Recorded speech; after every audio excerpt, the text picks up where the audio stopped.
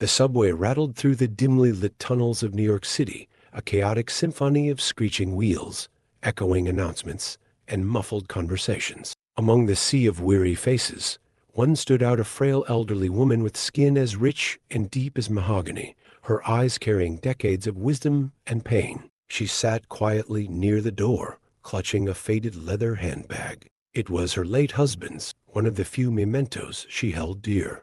Her name was Ruth Hawkins, and her presence radiated a quiet dignity that could only come from a life of hardship overcome by faith. Ruth's day had been uneventful, spent volunteering at a local church pantry. She always believed in giving back, a principle that had carried her through the darkest chapters of her life. But as the subway train approached the 145th Street station, the air shifted and almost imperceptible tension rippled through the car. A figure entered at the last moment before the doors slid shut, a young man, no older than 25, with a lean frame, a hoodie pulled low over his face, and sneakers scuffed from years of hard use. He was a shadow among the passengers, blending in as if he wanted to be forgotten. But his eyes didn't forget Ruth. They darted to her handbag, a calculated gleam betraying his intentions. He moved closer, subtly at first, as if adjusting his position to the rhythm of the train. The other passengers were either engrossed in their phones or lulled into the apathy bred by years of subway rides. No one noticed the predator circling his prey. As the train jolted into motion, the young man made his move. His hand darted out, yanking Ruth's handbag with force. The suddenness of the act was a shock, a brief, brutal rupture in the flow of the evening commute. "Hey," Ruth gasped, her voice trembling but firm. The man bolted toward the door, his movements swift and rehearsed.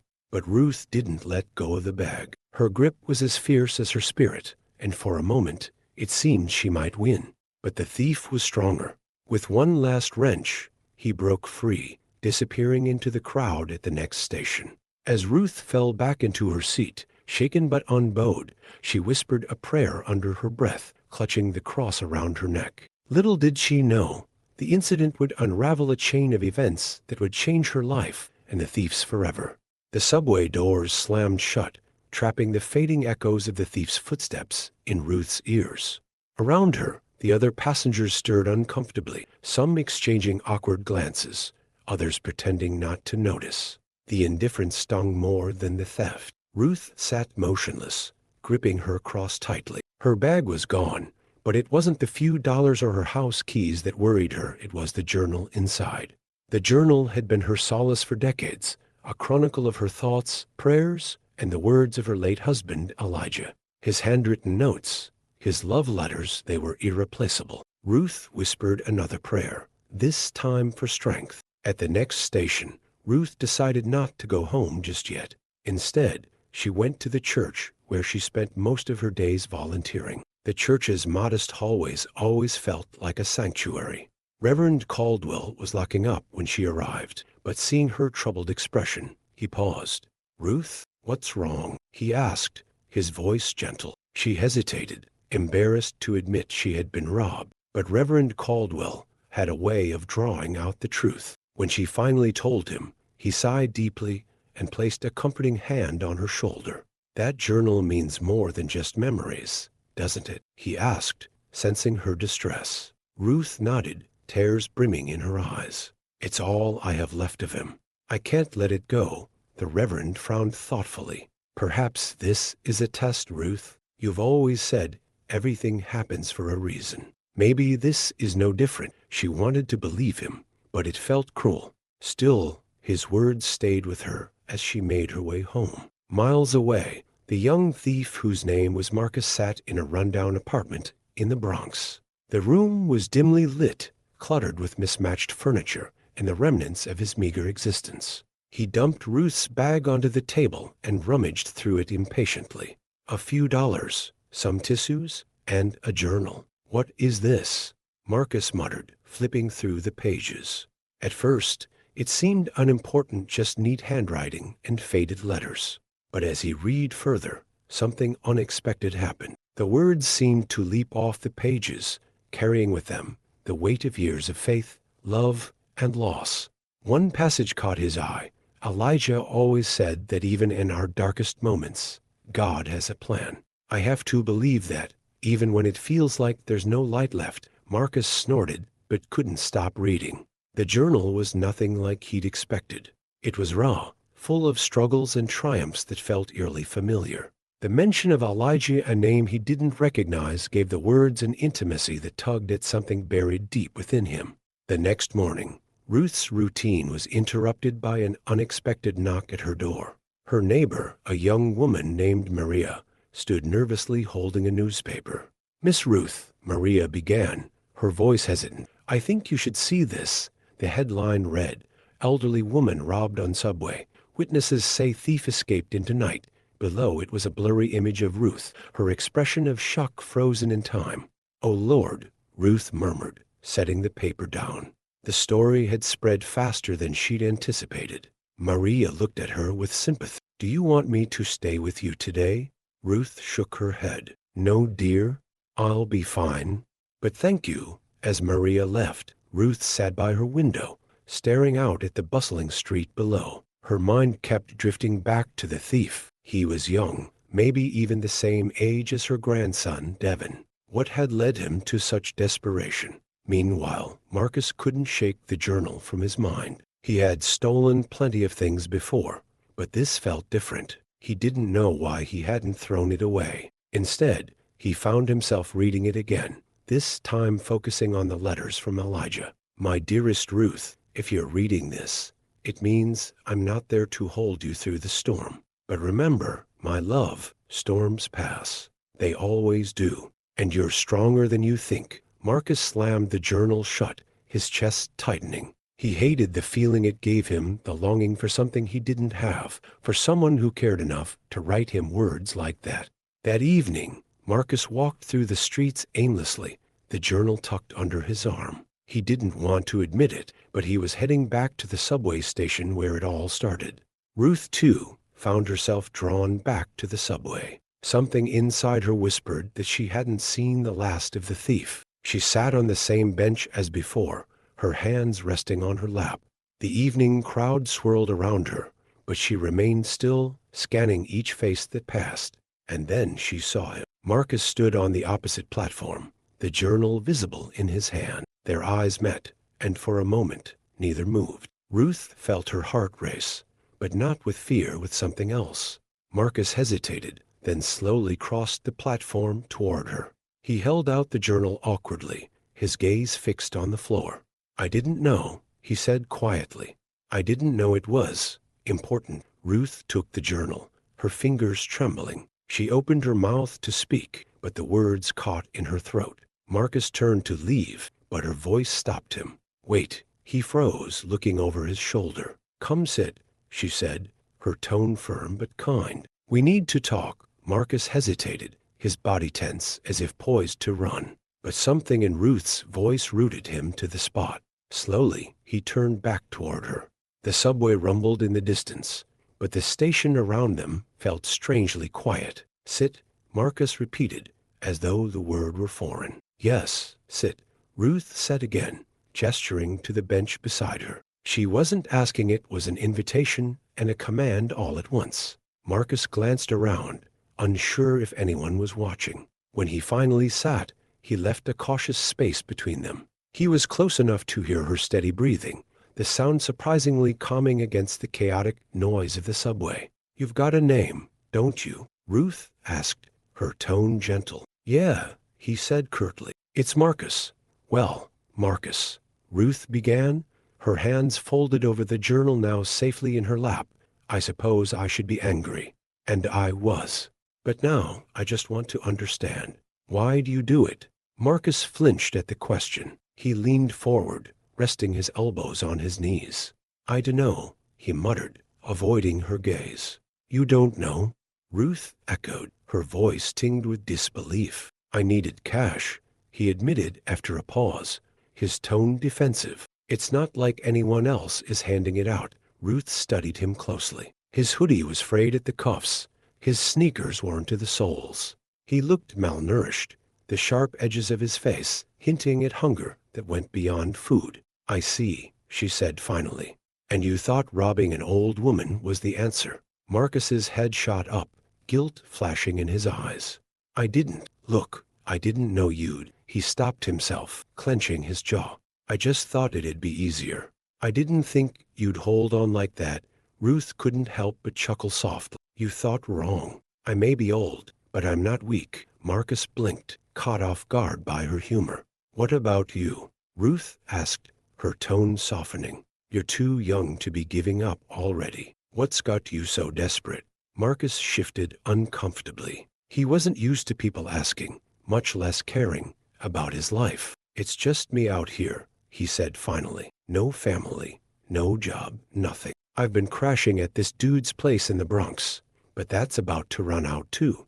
I had to do something. Stealing isn't the answer, Marcus, Ruth said firmly. It never is, and what is? He shot back, his voice rising. Praying, hoping someone's gonna swoop in and save me. Ruth didn't flinch at his outburst. Instead, she met his anger with calm resolve. Sometimes, yes, praying works, but faith without action is empty. You've got to want more for yourself, Marcus, and you've got to be willing to work for it. He laughed bitterly, shaking his head. Work for what? Minimum wage? A dead-end job? For a start, Ruth countered. You'd be surprised how far a start can take you. Marcus fell silent, her words settling over him like a weight. The train roared into the station, breaking the moment. Ruth stood, tucking the journal under her arm. I've got to get home, she said, her voice kind but resolute. But Marcus, I'll be at St. Luke's church tomorrow morning. You're welcome to join me if you want to talk more. Marcus frowned. What's at St. Luke's? Hope, Ruth replied with a small smile. And maybe a little help. Before he could respond, she stepped onto the train, leaving Marcus alone on the platform. He watched the train disappear into the tunnel, her words replaying in his mind. The next morning, Ruth busied herself at the church pantry. She handed out canned goods and fresh bread to a line of people that seemed longer every week. Her mind wandered occasionally to Marcus, wondering if he'd come. By noon, the line had dwindled, and the sun was high overhead. Ruth glanced at the church doors one last time, her heart sinking when she saw no sign of him. But just as she turned back to her work, the doors creaked open. Marcus stepped inside, his hoodie pulled low, his hands shoved deep in his pockets. He looked as though he'd rather be anywhere else. You made it, Ruth said, her smile warm. Yeah, well, Marcus muttered, looking around nervously. You said there'd be help. There is, Ruth said, leading him to a quiet corner.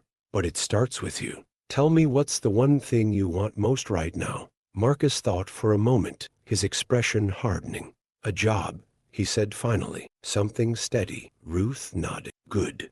That's a start. I know a man who owns a diner, not far from here. He's always looking for dishwashers. It's not glamorous, but it's honest work. Marcus looked skeptical. Why are you doing this for me? After what I did? Because everyone deserves a second chance, Ruth said simply. And because I see more in you than you see in yourself. Her words hit Marcus harder than he expected. For the first time in years, he felt something he couldn't quite name, something like hope. Over the next few days, Marcus began work at the diner Ruth had mentioned. It was a humble job scrubbing dishes and mopping floors, but it offered something he hadn't felt in years: stability. The owner, a gruff yet kind man named Mr. Rodriguez, didn't ask questions about Marcus's past. As long as he showed up on time and worked hard, Marcus had a place there. Ruth, ever watchful, kept an eye on his progress. She would stop by the diner occasionally, ordering a cup of tea and offering him quiet encouragement. To Marcus, her presence became both a comfort and a reminder of the debt he felt he owed her, not just for stealing her bag, but for believing in him when no one else did. One evening, Marcus sat in his tiny apartment, exhausted but satisfied. He pulled out Ruth's journal. He hadn't returned it yet, though he'd given her most of the contents. Something about the words inside still drew him in. As he flipped through the pages, a folded piece of paper slipped out. It was old, the edges yellowed and worn. Curious, Marcus unfolded it and found himself staring at a bank statement. The numbers made his head spin. Hundreds of thousands of dollars, sitting in an account under Ruth's name. What the? Marcus muttered, reading it again to be sure. The date on the statement was recent, just a few months old. It didn't make sense.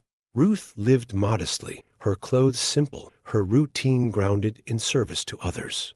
Nothing about her life hinted at such wealth. The next morning, Marcus couldn't focus at work. His mind kept returning to the bank statement. By the time his shift ended, he decided he couldn't keep quiet. He headed straight to St. Luke's, where he found Ruth arranging canned goods on a shelf. "Ruth," he said, holding up the folded paper. "What's this?" Ruth turned, her expression shifting from surprise to something unreadable.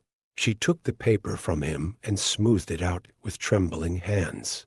"It's mine," she said simply. "That much money?" Marcus asked, his voice a mixture of disbelief and confusion. "You've got all this and you're still living like this? Why?" Ruth sighed and motioned for Marcus to sit beside her. "It's not what you think," she began. "That money isn't really mine, it's Elijah's. Or rather, it was." Marcus frowned. "Elijah? Your husband?" Ruth nodded, her gaze distant. "Elijah was a brilliant man. He worked hard all his life, saved every penny he could, but he never believed in using that money for ourselves. He always said it was meant for something bigger, something more meaningful." "Like what?" Marcus asked. "Like helping people," Ruth said, her voice steady. "We always dreamed of starting a foundation, something that could lift others out of the kind of poverty we grew up in. But after he passed, I couldn't bring myself to touch it. I didn't feel worthy of it, not without him." Marcus stared at her, the weight of her words sinking in. "So, you've just been sitting on it?" "Not sitting," Ruth corrected. "Waiting. Praying for the right time, the right way to use it." Marcus leaned back, his mind racing. He couldn't understand it. If he'd had that kind of money, his life would have been completely different. And yet, here was Ruth, living humbly, surrounded by people in need, while holding on to a fortune. That night, Marcus couldn't sleep. The discovery of the bank statement gnawed at him, not just because of its size, but because of what it represented. He thought about all the people like him struggling, desperate, and invisible to the world. The next morning, he approached Ruth again, determination in his eyes. "Ruth, you can't keep that money hidden anymore. There are too many people out here who need help." Ruth looked at, surprised by his passion. "And what would you have me do, Marcus? Write checks to strangers? Hand it out on street corners?" "No," Marcus said quickly, "but you could start that foundation. You said it yourself, that's what Elijah wanted. You could change lives with it." Ruth's expression softened, but there was a hint of sadness in her eyes. "I've thought about it, Marcus. Every day, I've thought about it. But starting something like that, it's overwhelming. And the world doesn't always work the way you hope it will." "Then let me help," Marcus blurted, surprising even himself. "I know what it's like out there. I know what people need. And I owe you, Ruth. Let me help you make it happen." Ruth stared at him for a long moment. There was something in his voice, a spark of conviction that hadn't been there before. She realized that perhaps Marcus wasn't just asking for her trust. He was asking for a chance to prove himself. The decision wasn't made overnight, but over the following weeks, Ruth and Marcus began to lay the groundwork for what would become a small community initiative. They started with the church pantry, expanding its resources to include job training sessions and financial literacy workshops. Ruth tapped into her savings, carefully allocating the funds Elijah had left behind. The work was exhausting but rewarding. Marcus threw himself into it with a vigor Ruth hadn't seen before. His understanding of the streets, the struggles, the needs, and the unspoken rules became an invaluable asset. One evening, as they reviewed their progress, Ruth looked at Marcus with quiet pride. "You've come a long way, Marcus. Elijah would have been proud of you." Marcus didn't know how to respond. Instead, he simply nodded, feeling a warmth he hadn't known in years. But as their initiative gained traction, whispers began to spread. Someone else had noticed Ruth's wealth, someone who wasn't interested in helping others. Ruth sat in her modest living room, a steaming cup of tea in hand, while Marcus paced back and forth like a restless cat. The room was quiet except for the soft ticking of a clock on the wall. Despite the progress they'd made with the initiative, an unease had settled over them. "We've got a problem," Marcus said, finally breaking the silence. Ruth raised an eyebrow. "What kind of problem?" Marcus stopped pacing and faced her. "People are talking. Word's getting out about the money. I overheard some guys on the block bad news types. They're saying you've got a fortune stashed away." Ruth frowned, her grip tightening on the teacup. "How would they know?" Marcus hesitated. I think I might have slipped." "What do you mean, slipped?" Ruth asked, her tone sharper than usual. "I didn't mean to," Marcus said defensively. "It was when I was telling some folks about the program. I guess I mentioned something about you funding it, and maybe I said too much." Ruth sighed deeply, setting her cup down. "Marcus, I told you we needed to be careful." "I know," he said, frustration in his voice. "I didn't think it'd blow up like this. I was just trying to get people interested." The tension in the room was thick. Ruth leaned back in her chair, her gaze softening as she saw the guilt written all over Marcus's face. "We'll figure it out," she said finally. "But you've got to be more careful. There's a lot at stake here, not just the money, but the people we're trying to help." Marcus nodded, the weight of her words sinking in. The next few days were tense. Ruth noticed unfamiliar faces lingering near the church and her apartment. She couldn't shake the feeling of being watched. Marcus, too, was on edge, his street instincts kicking into high gear. One evening, as Ruth prepared to lock up the church pantry, Marcus appeared in the doorway, his face pale. "We've got trouble," he said, his voice low. "What is it now?" Ruth asked, already bracing herself. "I saw them," Marcus said, his eyes darting to the street. "A couple of guys I know from the old neighborhood. They're hanging around, asking questions about you." Ruth's heart sank. "What do they want?" "What do you think?" Marcus said grimly. "They're after the money. They think you're some kind of hidden millionaire." Ruth felt a chill run down her spine. "Marcus, I don't want any trouble." "I know," Marcus said. "That's why we've got to be smart about this. You need protection." "Protection?" Ruth asked, her tone incredulous. "I'm not hiring a bodyguard, Marcus.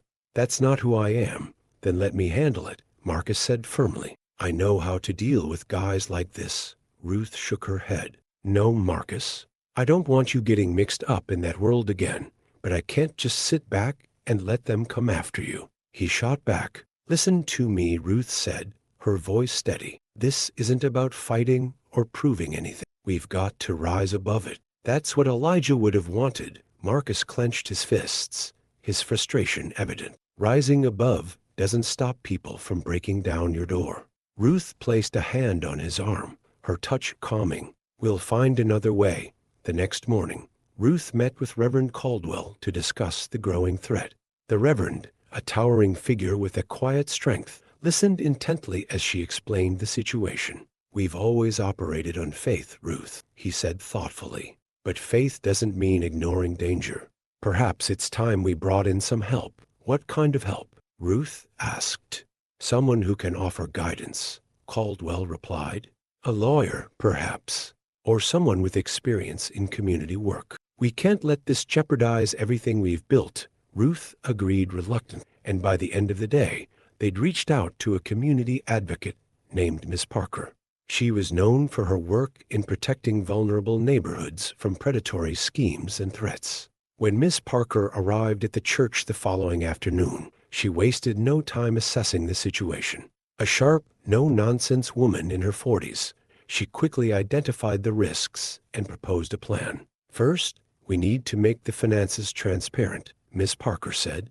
"That'll dispel some of the rumors. People need to see that the money isn't just sitting in a vault, it's being used for the community." Ruth hesitated. "But won't that just draw more attention?" "Maybe," Miss Parker admitted, "but it's better than letting misinformation fester. And we'll make it clear that the funds are locked into the initiative, not something anyone can just grab." "And the guys hanging around," Marcus interjected. "I'll talk to the precinct," Miss Parker said. "They can increase patrols in the area." "But Marcus," she fixed him with a stern look, You need to stay out of trouble. If you confront them, you'll only escalate things. Marcus looked ready to argue, but held his tongue. The plan was set into motion quickly. The church hosted a community meeting where Ruth and Reverend Caldwell explained the initiative's mission and funding. They emphasized that the money wasn't personal wealth, but a resource dedicated to lifting up the neighborhood. To Ruth's surprise, the meeting wasn't just effective, it was transformative. People began to rally behind the initiative, offering support and volunteering their time. But in the shadows, not everyone was pleased. A group of men watched the meeting from a distance, their faces hard. Among them was a man Marcus recognized, a figure from his past who had no intention of letting Ruth's fortune slip through his fingers.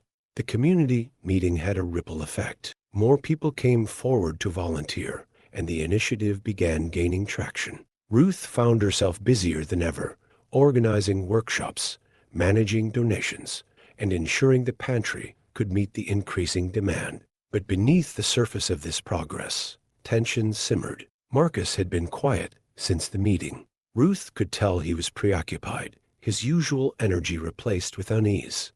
She caught him more than once glancing over his shoulder or tensing up when strangers approached the church. One evening, after closing up, Ruth confronted him. "Marcus," she said, her tone firm, "something's bothering you." "Out with it." He hesitated, running a hand over his buzzed hair. "It's complicated." "Complicated or not, I need to know," Ruth pressed. Marcus sighed, leaning against the doorframe. "I saw someone at the meeting. A guy I used to roll with, Jamal. Back when I wasn't doing anything good. He's trouble, Ruth. The kind that doesn't go away easy." Ruth frowned. "And he was at the meeting?" "Yeah," Marcus said. "Not because he cares about the initiative, though. He's sniffing around, trying to figure out how to get a piece of what we're doing here." The gravity of his words settled between them. Ruth's heart sank. "What do you think he'll do?" "I don't know yet," Marcus admitted. "But Jamal's smart. He won't make a move until he sees an opening. Then we won't give him one," Ruth said resolute. "But you need to stay out of his way, Marcus. Promise me that." Marcus hesitated, but her steady gaze left him no room to argue. "Fine," he said reluctant. "I'll steer clear." Meanwhile, Miss Parker's efforts to bring transparency to the initiative were paying off. The initiative's public financial reports and community impact updates reassured many, drawing support from local businesses and even a few city officials. But as visibility grew, so did the scrutiny. One morning, Ruth received a letter in the mail that sent her stomach plummeting. It was from a law firm representing a development corporation claiming ownership of the church property. The letter accused St. Luke's of violating zoning regulations and threatened legal action if the initiative continued to operate there. Reverend Caldwell, always calm in a crisis, read the letter carefully before setting it down. "This is a scare tactic," he said. "They're trying to intimidate us into shutting down. Can they do that?" Ruth asked, her voice filled with concern. "They can try," Miss Parker said, having been called in to review the letter. "But I've seen this before. They're fishing for a reason to take the property. If they succeed, it's not just the initiative at risk, it's the entire church." The revelation hit Ruth like a blow. The church wasn't just a building. It was a cornerstone of the community, a place of refuge and hope. Losing it would be devastating. "What do we do?" she asked. "We fight," Miss Parker said firmly. "But it's going to take resources, legal, financial, and otherwise." Ruth nodded, determination hardening in her chest. "Whatever it takes, we'll do it." As Ruth and Miss Parker strategized, Marcus wrestled with his own dilemmas. Avoiding Jamal wasn't as easy as he'd hoped. One night, on his way home from work, he found himself cornered by Jamal and two other men in a dimly lit alley. "Marcus," Jamal said, his voice smooth and dangerous. "Heard you've been busy. New job, new friends, a whole new life, huh?" "Yeah, something like that," Marcus replied, keeping his tone neutral. Jamal smirked. "You know, I could use a guy like you. Someone who knows the streets, but can play clean when it counts." "Not interested," Marcus said flatly. Jamal's expression darkened. "Come on now. You think you can just walk away from everything?" "From me?" I'm not looking for trouble, Marcus said, standing his ground. Maybe you're not, but trouble's looking for you, Jamal said, stepping closer. I know about the old lady and her little project. Bet there's a lot of cash moving through that place. Marcus's stomach dropped. You don't know anything. Oh, I know plenty, Jamal said, his voice cold. And you're gonna help me get what I'm owed. Unless you want her to pay the price. Before Marcus could respond, Jamal and his crew disappeared into the shadows, leaving him seething with frustration and fear. The next day, Marcus arrived at the church visibly shaken. Ruth noticed immediately. What's wrong? She asked, concern etched on her face. Marcus hesitated, then told her everything about Jamal's threat. Ruth listened quietly, her expression unreadable. When he finished, she let out a long breath. Marcus, I told you to stay away from him. I tried, Marcus said, his voice rising. But he's not letting this go, Ruth. He's got his sights set on you and the initiative. Ruth was silent for a moment, then said, we're not going to let fear dictate what we do. We'll face this head-on together. What if it's not enough? Marcus asked, his voice trembling. Faith, Marcus, Ruth said, her voice steady. Faith and action. We've come too far to back down now. As Ruth and Marcus prepared for the battles ahead, they couldn't shake the feeling that the challenges were only beginning. Jamal's threats loomed large, and the Development Corporation's legal team was relentless. But Ruth wasn't ready to give up, not on the church, not on the initiative, and not on Marcus. The sun had barely risen, yet Ruth was already at the church, preparing for a meeting with Reverend Caldwell and Miss Parker. She had spent the night praying and pacing, her thoughts bouncing between Jamal's threats and the looming legal battle with the Development Corporation. When Marcus arrived, his eyes were shadowed with exhaustion. Ruth noticed immediately. Marcus, she said gently, did you even sleep? Not much, he admitted, slumping into one of the pews. I couldn't stop thinking about Jamal. Ruth took a seat beside him, the creak of the old wood filling the silence. What is it about him that has you so tied up inside? Marcus hesitated, then spoke in a low voice. Jamal wasn't always like this. Back when I was running the streets, he looked out for me. He gave me a place to stay, food when I didn't have any. He kept me safe, and now? Ruth asked. Now he's different, Marcus said, his voice heavy. He's all about control, money, power. It's like he forgot who we used to be. Ruth placed a comforting hand on his shoulder. People lose their way, Marcus, but it doesn't mean they can't find it again. Maybe you can be the one to help him. Marcus shook his head, a bitter laugh escaping his lips. You don't know Jamal. He doesn't want help. He wants what he thinks he's owed, and he'll hurt anyone to get it. Then we'll handle it, Ruth said firmly. But not with violence or fear. We'll find another way. Marcus didn't respond, but the doubt in his eyes was clear. Later that day, Miss Parker convened a meeting to strategize their next move. The small group sat around a table in the church's back room. Ruth, Reverend Caldwell, Marcus, and Miss Parker herself. The Development Corporation is playing dirty, Miss Parker began. They're digging into zoning laws and property taxes, looking for any excuse to shut us down. What can we do? Reverend Caldwell asked. First, we need to rally the community, Miss Parker said. If we show the city how much this church means to the neighborhood, they'll be less likely to side with the corporation. Public pressure can go a long way. And what about Jamal? Marcus asked, his voice tight. Miss Parker glanced at him. Do you think he's a real threat? Yes, Marcus said without hesitation. If he thinks there's money here, he won't stop. He's already made it clear he's willing to make trouble. The room fell silent. Ruth finally spoke, her voice calm but resolute. We can't let fear stop us. The work we're doing is too important. Miss Parker nodded. Agreed, but we should be cautious.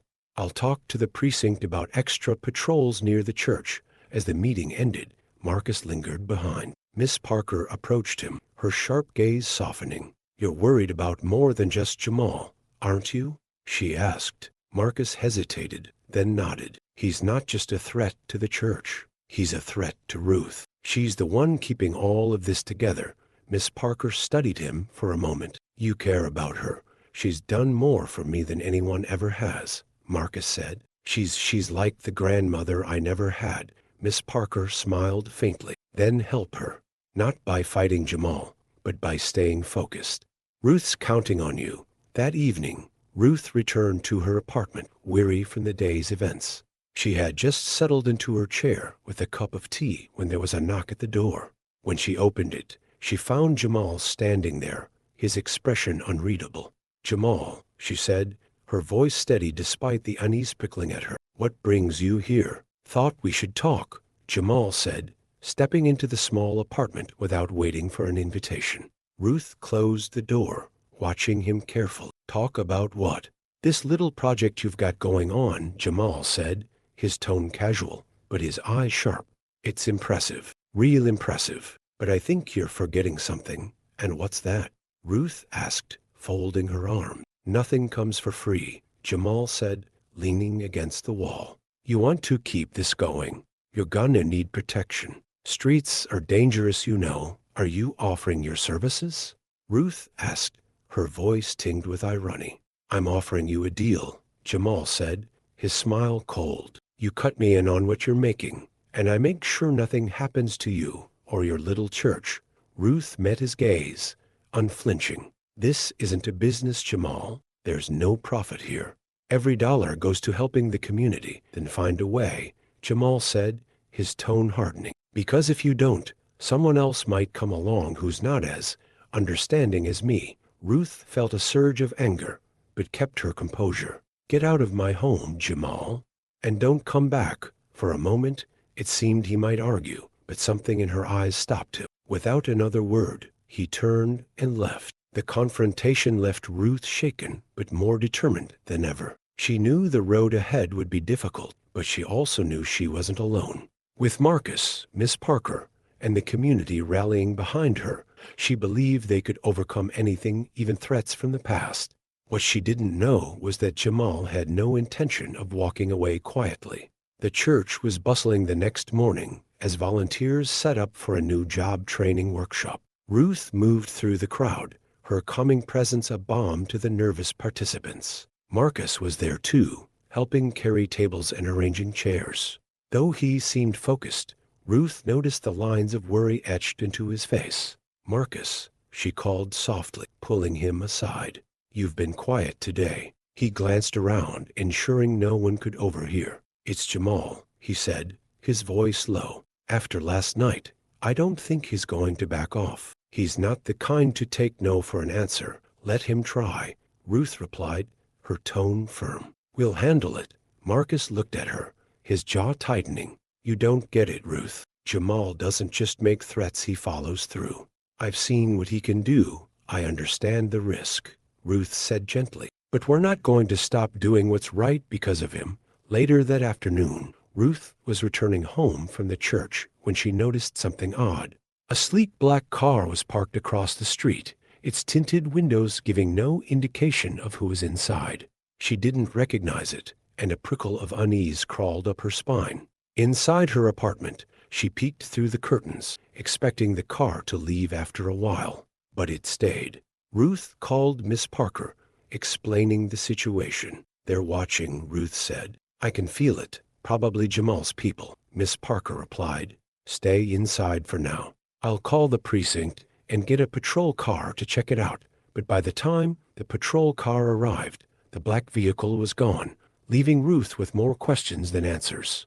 The next day, the tension boiled over. Ruth arrived at the church early to find the front doors vandalized. Large spray-painted letters read, "This isn't your fight. Quit now." Her breath caught in her throat, but she quickly composed herself. She called Marcus and Miss Parker, who both arrived within minutes. Jamal, Marcus muttered, his hands clenching into fists as he stared at the graffiti. This is his style, sending a message.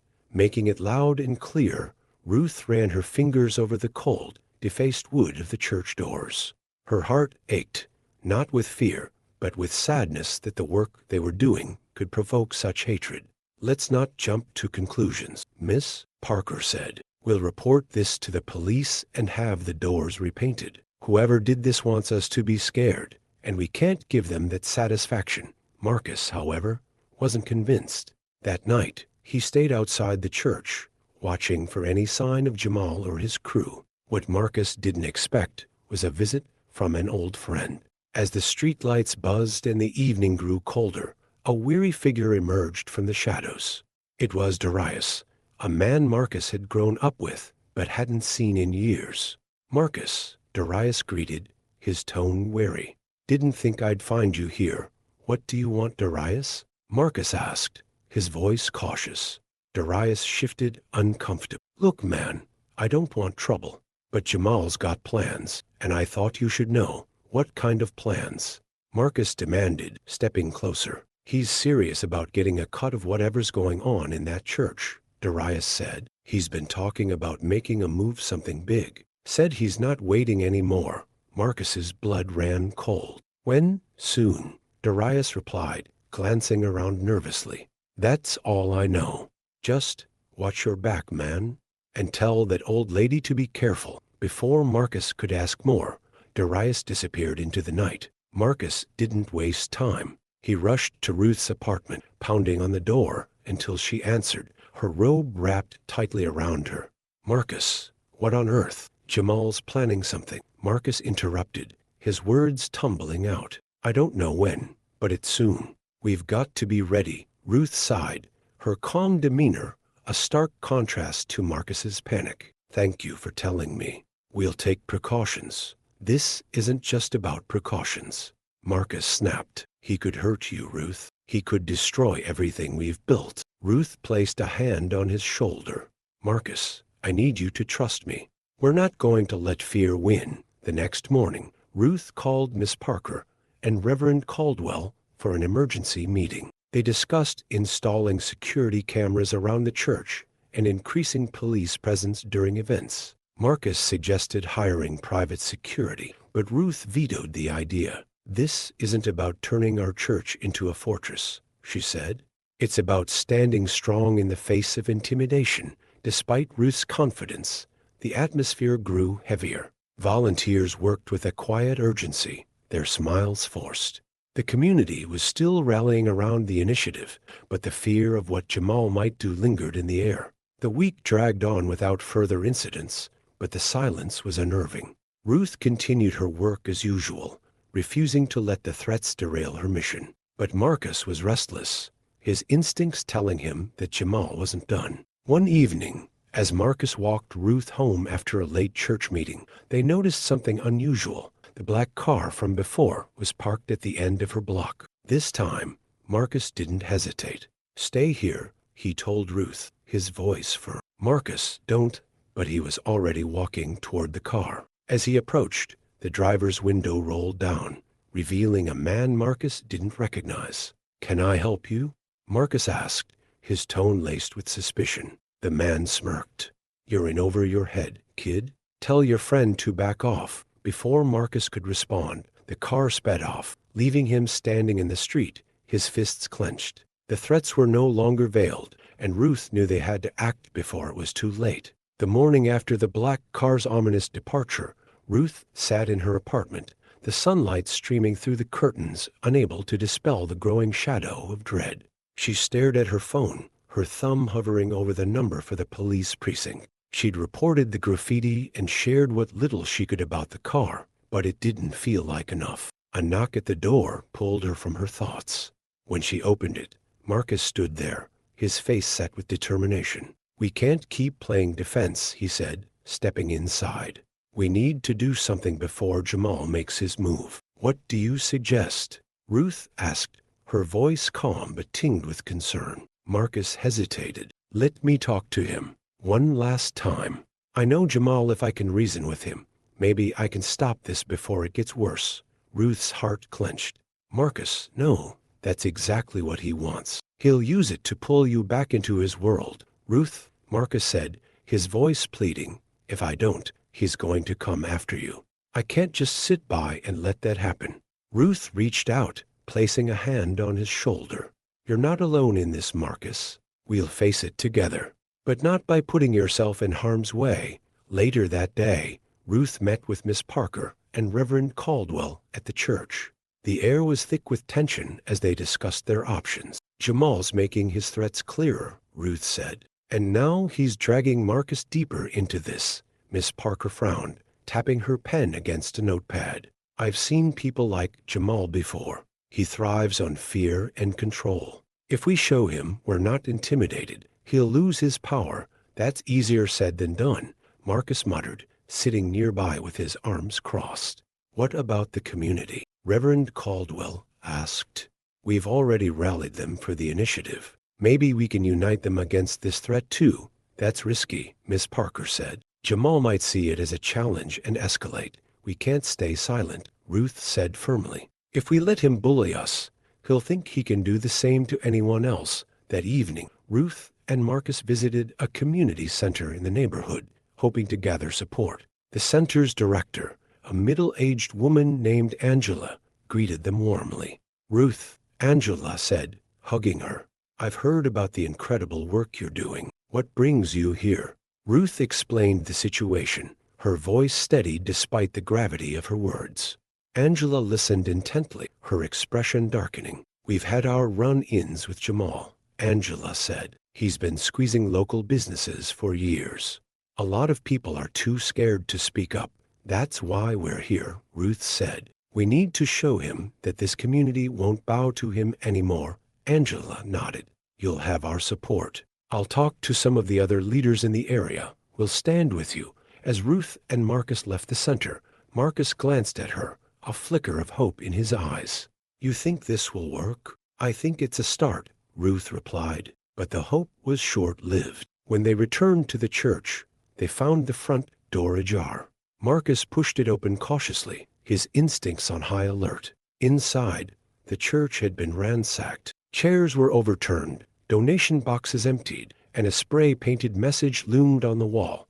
"This is your last warning." Ruth stared at the scene, her heart breaking. Reverend Caldwell arrived moments later, his face pale with shock. "We can't let this go unanswered," he said. "This is more than a threat. It's an attack on everything we stand for."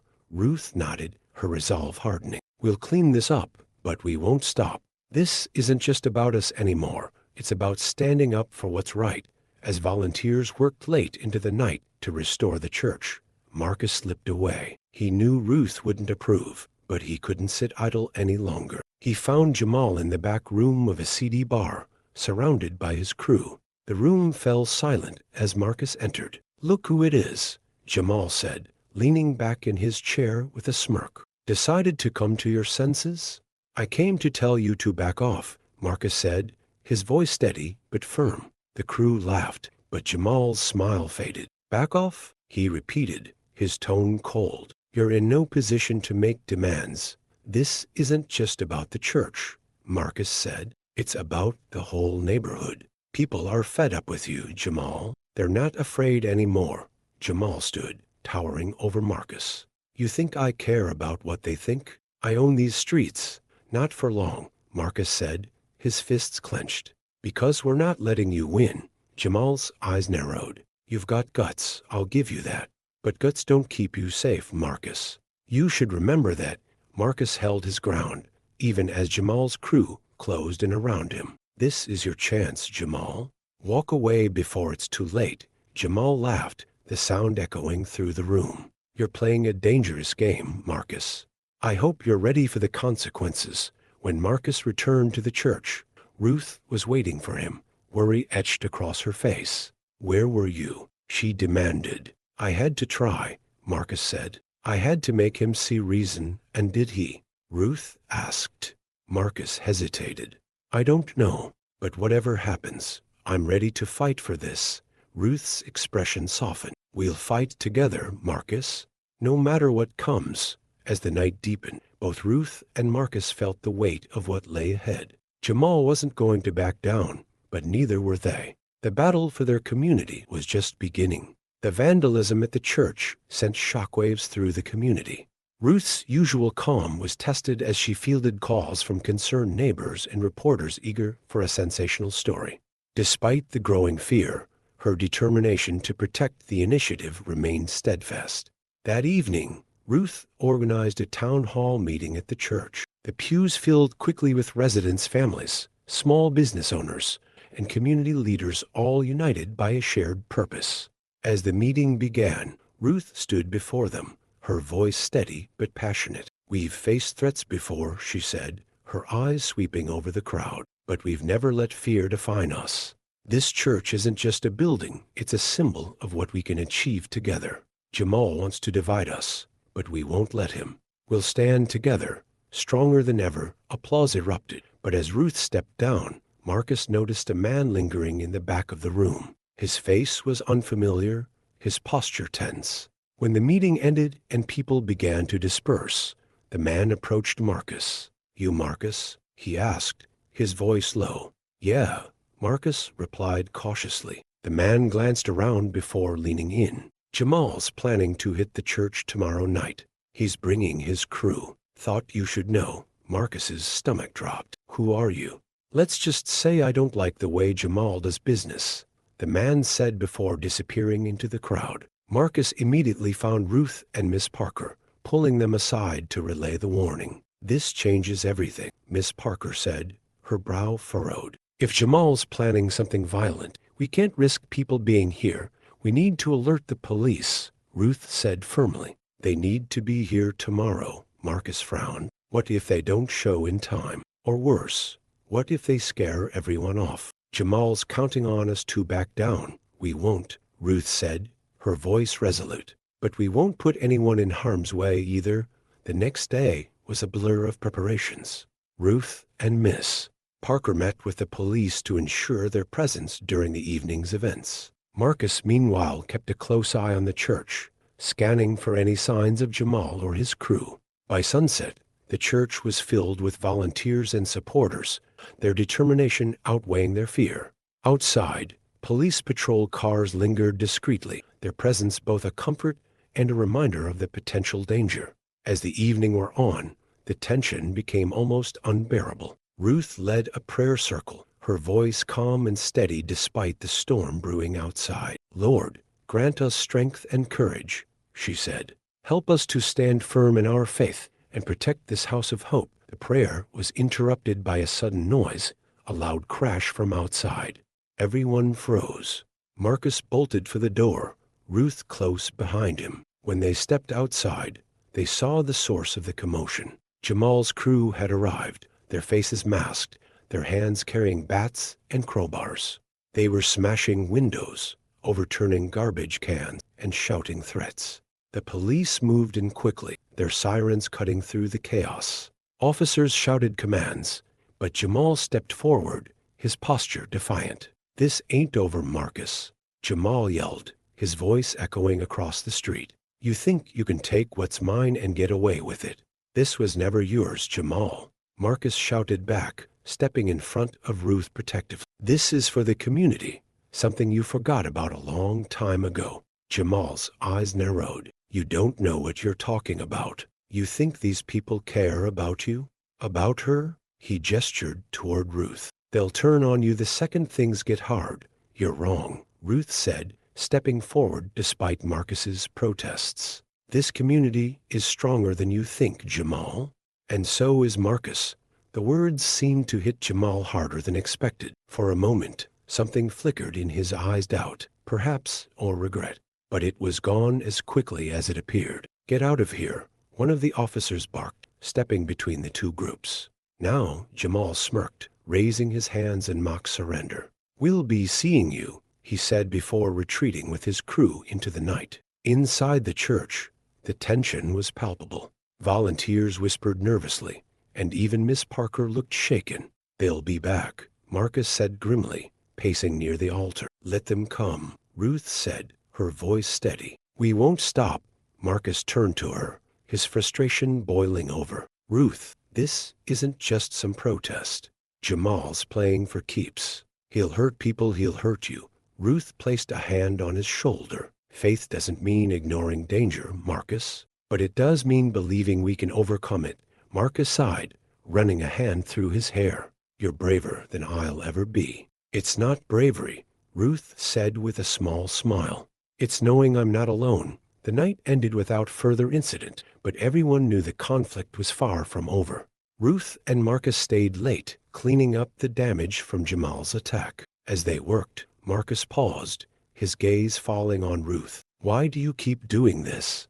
Even after everything?" Ruth smiled, her eyes soft but unwavering. "Because this isn't just about me, Marcus. It's about you and everyone else who needs hope. That's worth fighting for." Marcus nodded, a spark of determination reigniting in his chest. Unbeknownst to them, Jamal was already planning his next move, and this time, he wouldn't be coming alone. The morning after Jamal's attack, the neighborhood was buzzing with conversations. Word spread quickly about what had happened, and the community began to rally in ways Ruth hadn't anticipated. Residents arrived at the church throughout the day, some bringing tools to repair the damage, others offering donations, and still others volunteering their time to help. Ruth stood at the entrance, overwhelmed by the outpouring of support. Marcus was beside her, helping unload supplies from a neighbor's truck. "They believe in you, Ruth," Marcus said, glancing at the growing crowd. "In us. They believe in what we're building together," Ruth corrected, her voice full of quiet pride. "That's what Jamal doesn't understand. Fear divides people, but hope brings them together." By the afternoon, Miss Parker arrived with troubling news. She pulled Ruth and Marcus aside into the church office. "I spoke with the police chief," she began. "They've been monitoring Jamal and his crew, but it's not enough. He's planning something bigger. The officers can't say exactly what, but they believe it'll happen soon, and it won't just be vandalism this time." Marcus leaned against the wall, his arms crossed tightly. "We can't just wait for him to strike. We need to get ahead of this. And how do you propose we do that?" Miss Parker asked, her tone skeptical. Marcus's jaw tightened. "We need to make him face the truth. He keeps saying this is about what he's owed, but it's not. He's lost, and he's dragging everyone else down with him." Ruth nodded thoughtfully. "Marcus is right. This isn't just about stopping Jamal. It's about helping him see there's another way." Miss Parker's eyes widened. "You want to reason with him?" "Ruth, that's dangerous. Jamal isn't the kind of man who listens to reason. Everyone has a breaking point," Ruth said softly, "and everyone has the potential to change. If there's even a small chance, we have to try." As the sun set, Ruth and Marcus made their way to the neighborhood where Jamal and his crew operated. The streets were eerily quiet, a stark contrast to the usual bustle of the area. "You sure about this?" Marcus asked, glancing at Ruth. "No," Ruth admitted with a small smile. "But sometimes faith means stepping into the unknown." They found Jamal in a dimly lit park, surrounded by his crew. He was leaning against a bench, smoking a cigarette, his posture relaxed but his eyes sharp. Well, Jamal drawled as they approached. "If it isn't my favorite preacher lady and her loyal sidekick." "We need to talk," Ruth said firmly. Jamal smirked, flicking his cigarette to the ground. "Talk? What's left to say? You don't want to deal, so I've got to do what I've got to do." "This isn't about money, Jamal," Ruth said, her voice steady. "It's about power. You're trying to control something you don't understand, and it's only going to destroy you." Jamal's smirk faltered. "You don't know anything about me. I know you weren't always like this," Ruth said. "Marcus told me about the man you used to be, the one who helped people, who protected them. What happened to him?" Jamal's expression darkened. "He got tired of being stepped on, tired of waiting for people like you to come save him." "No one's here to save you," Marcus interjected, stepping forward. "But you can save yourself, Jamal. You don't have to do this." Jamal scoffed, but there was a flicker of uncertainty in his eyes. "You think a couple of speeches and some prayers are going to fix everything? It's too late for that." "It's never too late," Ruth said gently. "You don't have to fight this fight alone, Jamal. We can help you, just like we're helping the community." The crew behind Jamal shifted uncomfortably, their bravado wavering. One of them, a young man no older than Marcus, spoke up. "She's right, Jamal. This ain't what we signed up for." Jamal whipped around, glaring at the man. "You want out? Fine. Go." The young man hesitated, then stepped back, his eyes filled with shame. Another crew member followed, and soon only Jamal and two others remained. Looks like your army's shrinking, Marcus said, his voice tinged with defiance. Jamal's hands clenched into fists, his frustration boiling over. You think this changes anything? I don't need them. I'll take care of this myself. No, you won't, Ruth said, stepping closer. Her voice softened. You've been carrying this burden for too long, Jamal. It's time to let it go. For a moment, Jamal looked as though he might lash out. But then his shoulders sagged, the weight of his anger and pain finally catching up to him. I don't know how, he admitted, his voice barely above a whisper. Start by trusting us, Ruth said, holding out her hand. You don't have to walk this path alone anymore. Jamal stared at her hand, his expression unreadable. Slowly, he reached out, the tension in the air breaking like a dam. As Ruth and Marcus walked back to the church, the weight of the night hung heavy around them. Marcus glanced at Ruth, a flicker of hope in his eyes. Do you think he'll actually change?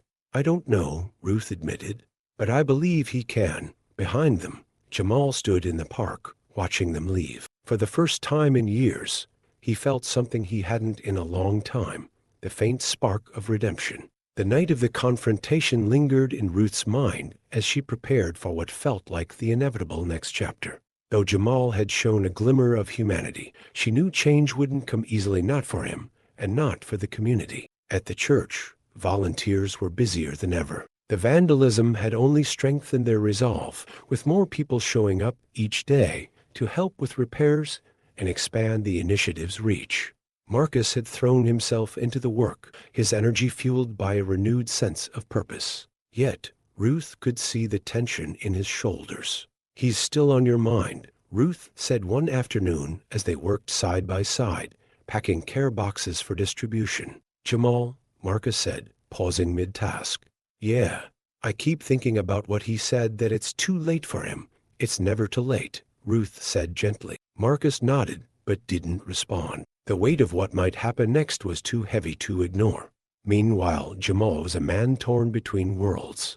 Sitting alone in the dingy room he called home, he replayed Ruth's words in his mind. He wanted to believe her that there was still hope, still a way out, but the streets had taught him different. Trust was a luxury he couldn't afford. His 2 remaining crew members weren't helping. They goaded him with talk of revenge, urging him to reassert his control over the neighborhood. She's just an old lady, one of them sneered. You can't let her win. She's got the whole community behind her, Jamal muttered, his voice hollow. Then make them scared again, the other said. Fear is respect. Jamal's fists clenched, the anger he thought he'd buried bubbling back to the surface. We'll finish this, he said finally. Once and for all. The next evening, Ruth hosted a community gathering at the church.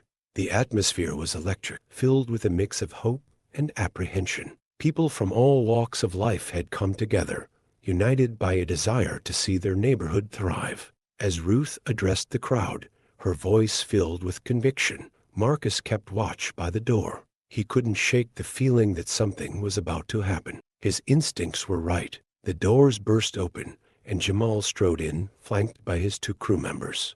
The crowd fell silent, a ripple of fear spreading through the room. Jamal's gaze swept over the faces, finally landing on Ruth at the front. This stops now, Jamal said, his voice echoing in the sacred space. Ruth stepped forward, her expression calm but unyielding. Jamal, this isn't the way. You think you've got it all figured out, don't you? He snapped. Helping people, building your little project. But you don't understand what it's like out here. I understand more than you think, Ruth said. I've lived through hard times, Jamal. I've seen what fear and anger can do to a person. But I also know it doesn't have to be this way. Jamal laughed bitterly. You think words are gonna fix this? Words don't mean anything out here. They do if you believe them, Marcus said, stepping beside Ruth. Jamal's eyes narrowed. You should have stayed out of this, Marcus. Now you're on the wrong side. There are no sides, Marcus shot back. This isn't about you or me. It's about all of us. The tension in the room was palpable. Jamal's crew shifted uneasily, their confidence wavering as they saw the unwavering strength in Ruth and Marcus. Jamal, Ruth said, her voice soft but firm. This is your chance to choose a different path. No one here is your enemy. We want to help you, if you'll let us. Jamal's hands clenched at his sides. His crew exchanged nervous glances, unsure whether to follow his lead or cut their losses. Outside, the sound of sirens cut through the night. Police cars pulled up to the church, their lights flashing. The officers had been tipped off about a possible disturbance and arrived just in time to witness the standoff. Jamal turned toward the door, his expression hardening. You called the cops on me? No, Ruth said quickly. But if they're here, it's to keep everyone safe, including you. The officers entered cautiously, their presence a stark reminder of how close the situation was to spiraling out of control. One of the officers addressed Jamal. It's over. Let's not make this worse. For a moment, it seemed Jamal might resist. His fists unclenched and clenched again, his jaw tight. The room held its collective breath. Finally, he exhaled sharply, his shoulders sagging. He turned to his crew and muttered, "Let's go." The police escorted Jamal and his crew out of the church. As the doors closed behind them, the tension in the room dissipated, replaced by a wave of relief. Marcus sank into a chair, his hands trembling. Ruth placed a comforting hand on his shoulder. "You did well," she said. "I thought he was going to." Marcus trailed off, shaking his head. "But he didn't," Ruth said gently. "And that's what matters." Outside, Jamal sat in the back of a police car, his mind racing. He wasn't sure what would happen next, but Ruth's words lingered in his thoughts. For the first time in years, he felt the faintest flicker of something he couldn't quite name: hope. The church was quiet the next morning, the echoes of the previous night's confrontation still reverberating in everyone's minds. Ruth sat in the front pew, her Bible open but unread, as she replayed the events. Despite the tense standoff, no one had been hurt, and Jamal had walked away, albeit under police watch. It felt like a victory, but an uneasy one. Marcus entered the sanctuary, his footsteps soft but purposeful. He sat next to Ruth, his expression unreadable. "He's out," Marcus said after a long pause. "The cops let him go this morning. No charges, just a warning." Ruth nodded, closing her Bible. "That's a blessing." Marcus's brow furrowed. "A blessing. Ruth, he'll come back. People like Jamal don't just walk away. People like Jamal," Ruth said softly, "are still people, and they're capable of change." Marcus shook his head, frustration flashing across his face. "I want to believe that, Ruth. I really do. But what if you're wrong? Then we'll face that together," Ruth replied firmly. The rest of the day passed quietly. Volunteers continued their work, distributing care boxes and preparing for the next workshop. But the tension lingered, and even the most optimistic members of the team couldn't shake the sense of unease. That evening, as the sun dipped below the horizon, Ruth received an unexpected visitor. Jamal stood on the steps of the church, his hands shoved deep into his pockets. He looked out of place, his usual swagger replaced by an almost hesitant energy. Ruth opened the door, her expression neutral. "Jamal, can we talk?" he asked, his voice uncharacteristically quiet. She stepped aside, gesturing for him to enter. The sanctuary was dimly lit, the soft glow of candles creating an atmosphere of calm. Jamal glanced around, his shoulders stiff as if the weight of the space was pressing down on him. "You didn't call the cops on me," Jamal began, breaking the silence. "Why not?" Ruth sat in one of the pews, motioning for him to join her. "Because I see more in you than the choices you've made. And I think you see it too." Jamal hesitated, then sat, his movements slow and deliberate. "I don't know how you can think that after everything I've done, because I've been where you are," Ruth said. Jamal turned to her, confusion flickering in his eye. "What? I've made mistakes," Ruth continued. "I've let anger and fear guide me. But someone showed me grace when I didn't deserve it, and it changed my life. That's what I'm offering you, Jamal, grace." For the first time, Jamal's hardened exterior cracked, his jaw tightened, and his eyes darted away as if he couldn't face her. "I don't deserve it. None of us do," Ruth said gently. "That's the beauty of it." Their conversation stretched into the night. Ruth listened as Jamal talked, really talked for the first time in years. He spoke of the pain that had shaped him, the betrayals that had hardened him, and the choices he regretted but felt powerless to undo. I wanted to be something more, he admitted, his voice barely above a whisper. But somewhere along the way, I lost myself. You can find your way back, Ruth said. But you have to want it, Jamal. No one can do it for you. By the time Jamal left, the first rays of dawn were peeking over the horizon. He didn't make any promises, but Ruth saw the flicker of change in his eyes. She watched him disappear down the street, her heart heavy but hopeful. The following days brought an unexpected shift. Jamal's presence in the neighborhood diminished, and his crew began to disperse. Word spread that he was pulling out of his old territory, leaving behind the control he had once fought so hard to maintain. Marcus was skeptical. You really think he's done? He asked Ruth one afternoon as they worked together. I think he's trying, Ruth replied.